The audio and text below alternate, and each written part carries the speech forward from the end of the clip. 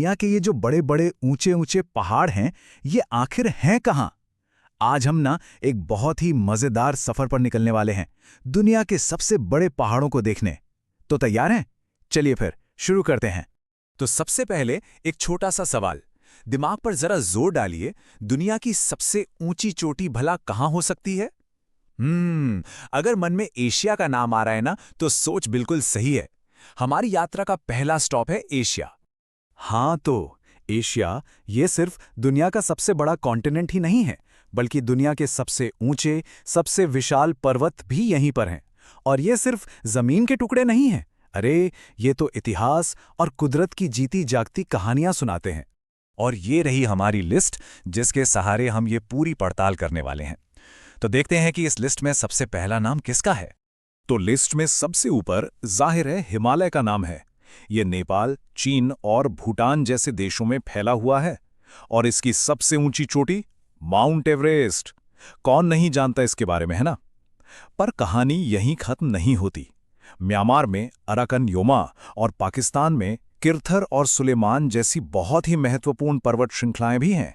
और mount Everest, अंदाजा लगा सकते हैं कितना ऊंचा होगा?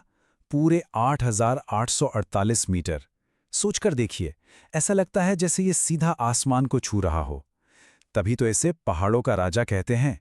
एशिया में और भी कई शानदार पहाड़ हैं, जैसे पाकिस्तान अफगानिस्तान बॉर्डर पर फैला हुआ हिंदुकुश और ईरान में ज़ाग्रोस पर्वत। लेकिन यहाँ एक बहुत दिलचस्प बात है, यूराल और कॉकेसस पर्वत को देखिए। ये एशिया और यूरोप के बीच में कुदरती दीवार की तरह खड़े हैं, दोनों महाद्वीपों को अलग करते हुए। और हाँ, कॉकेसस की जो सबसे ऊंची चोटी है वो है माउंट एल्ब्रस। तो चलिए, एशिया के इन विशाल पहाड़ों को अलविदा कहते हैं और अब हम थोड़ा पश्चिम की तरफ चलते हैं। हमारा अगला डेस्टिनेशन है यूरोप, जहां के पहाड़ अपने आप में इतिहास समेटे हुए हैं। और ये हम पहुंच गए यूरोप में। ये एक ऐसा महाद्वीप है जो अपनी खूबसूरत और ऐतिहासिक पर्वत श्रृंखलाओं के लिए जाना जाता है। सच में, इन पहाड़ों ने सदियों से यहाँ की संस्कृति को आकार दिया है। यूरोप की बात हो और आल्प्स का जिक्र ना हो, ऐसा हो ही नहीं सकता। यह फ्रांस, इटली, जर्मनी और स्विट्जरलैंड जैसे कई देशों में फैली है और इसकी सबसे ऊंची चोटी है माउंट ब्लैंक। इसके अलावा पिरेनीज पर्वत हैं, जो स्पेन और फ्रांस के बीच एक नेचुरल बॉर्डर बनाते हैं। और हाँ, नॉर्वे में स्कैंडिनेवियन और इटली में एपिनाइन भी देखने लायक है। अच्छा, तो आल्प्स की शान माउंट ब्लैंक, इसकी ऊंचाई है 4,808 मीटर। हाँ, एवरेस्ट जितनी तो नहीं है, लेकिन फिर भी इसे पश्चिमी यूरोप की छत कहा जाता है। कमाल है ना? लेकिन यूरोप की कहानी सिर्फ आल्प्स पर खत्म नहीं होती। जर्मनी का वो रहस्यमयी ब्लैक फॉरेस्ट है, रूस की बर्फीली बर्खोयांस्क रेंज है और फिर बाल्कन पर्वत। सच कहूं तो हर एक की अपनी एक अलग ही दुनिया है। तो यूरोप के दिल से निकलकर अब हम अपने इस सफर के आखिरी पड़ाव की तरफ बढ़ रहे हैं।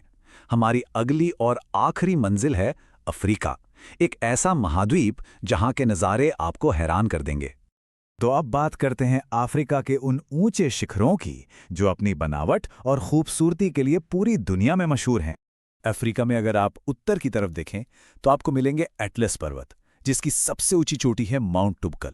थोड़ा दक्षिण की ओर आएं तो ड्रेकन्सबर्ग पर्वत श्रृंखला दिखती है। और फिर आता है अफ्रीका का गौरव, माउंट किलिमंजारो, जो केन्या और तंजानिया के बॉर्डर पर शान से खड़ा है। किलिमंजारो के बारे में एक बहुत खास बात है। इसे दुनिया का सबसे ऊंचा फ्री स्टैंडिंग यानी मुक्त खड़ा पर्वत कहा जाता है। इसका मतलब जानते हैं क्या है? इसका मतलब है कि ये किसी लंबी पर्वत श्रृंखला का हिस्सा नहीं है।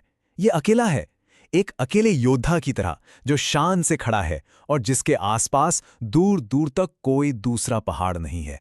तो ये जो पहाड़ हैं, ये सिर्फ पत्थर और बर्फ के ढेर नहीं हैं। ये हमारी धरती के इतिहास के गवाह हैं। हर पहाड़ की अपनी एक कहानी है, जो लाखों सालों से चली आ रही है।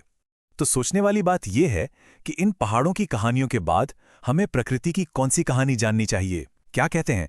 है ना ये एक दिलचस्प